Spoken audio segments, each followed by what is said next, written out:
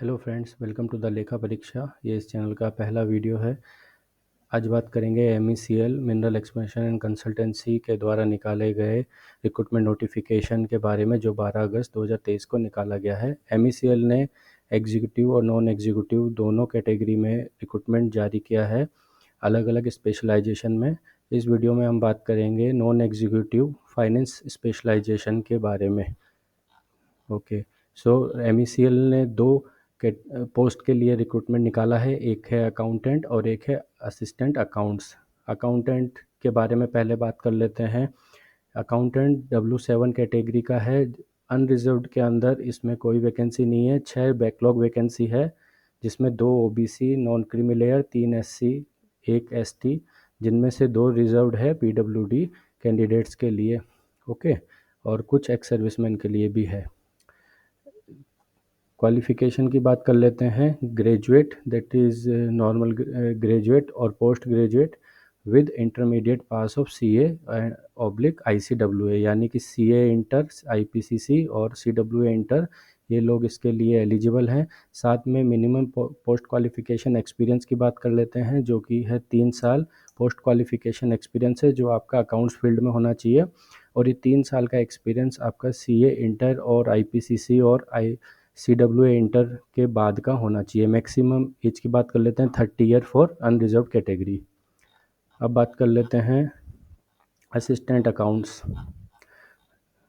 Serial number 7 assistant accounts category W4 में जारी किया गया है। फ्रेश वैकेंसी है 4, एक अनरिजर्व्ड, एक OBC नॉन क्रीमिलेयर, 2 है EWS, जिनमें से एक रिजर्व्ड है एक्स सर्विसमैन। इसमें एजुकेशन क्वालिफिकेशन मांगी गई है BCom, और उसके साथ 3 साल का relevant qualification experience, post qualification experience मांगा गया है। ये post qualification experience after completion of BCom होना चाहिए। डिज़ायरेबल एक्सपीरियंस जो मांगा गया है वो है आपका टैली सॉफ्टवेयर। आजकल कंपनियां वैसे SAP में काम करती है, बट यहाँ पर टैली सॉफ्टवेयर मांगा गया है। उसके अलावा कुछ डिज़ायरेबल चीज़ है कि आपका जो पोस्ट क्वालिफिकेशन कॉमर्स फाइनेंस में होना चाहिए, वो भी अगर आपके पास MCom है तो बहुत अच्छी बात है। उसके अलावा knowledge of computer is also desirable.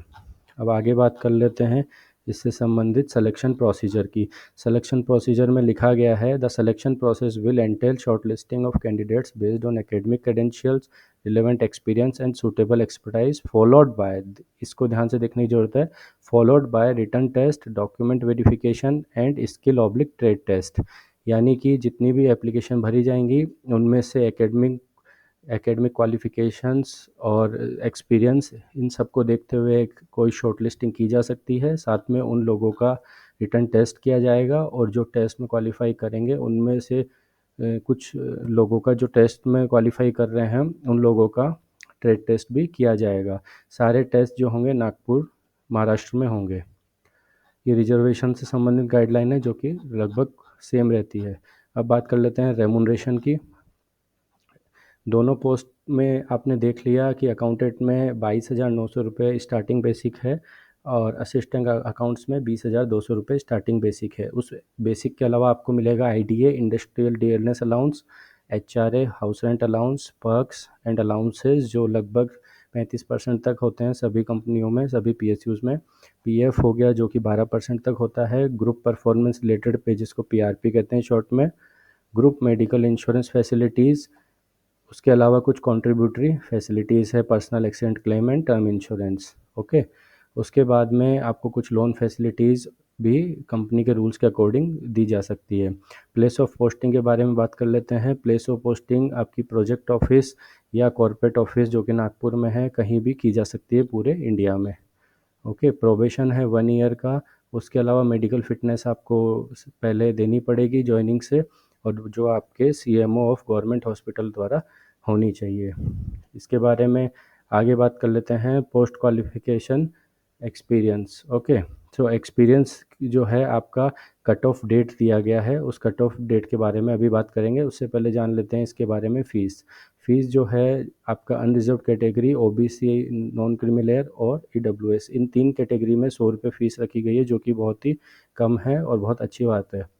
उसके अलावा अदर कैंडिडेट जैसे कि SC ST PWD ex serviceman और डिपार्टमेंटल कैंडिडेट, जो कि पहले से इसी कंपनी में काम कर रहे हैं, उनके द्वारा कोई फ़ीस रिक्वायर्ड नहीं है।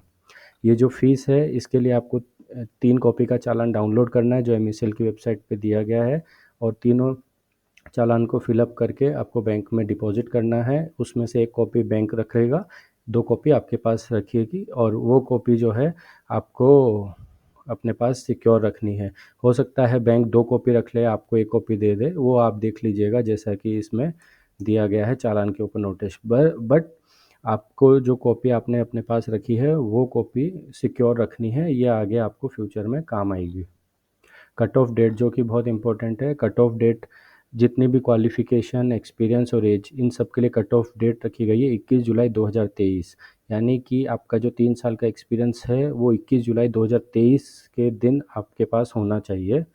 उस दिन के बाद का एक्सपीरियंस अगर है तो वो काउंट नहीं किया जाएगा।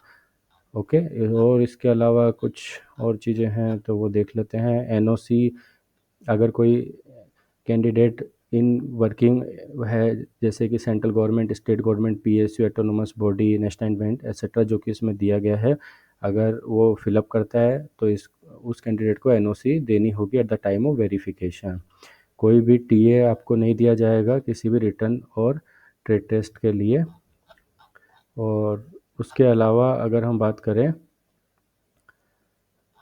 तो इसमें कुछ स्पेशल नहीं है, बाकी सब कंडीशन नॉर्मल वैसी है। अप्लाई कैसे करना है, MECL की वेबसाइट है ये, MECL.co.in/career, इस पे जाके आपको नॉर्मल फॉर्म की जैसे ही इसमें अप्लाई करना है, कैटेगरी सेलेक्ट करना है, चालान को आपको पहले जमा कराना है, उसके बाद में चालान का डिटेल एप्लीकेशन फॉर्म भरते समय आपको डाल देना है। और इसके अलावा एक बस ये लास्ट चीज़, क्लोजिंग डेट जो है एप्लीकेशन की है 13 सितंबर 2023। इसमें टाइम नहीं लिखा हुआ है कितने बजे तक है, तो आपको 12 सितंबर 2023 तक आप इसको भर लीजिए सेफर साइड रखते हुए।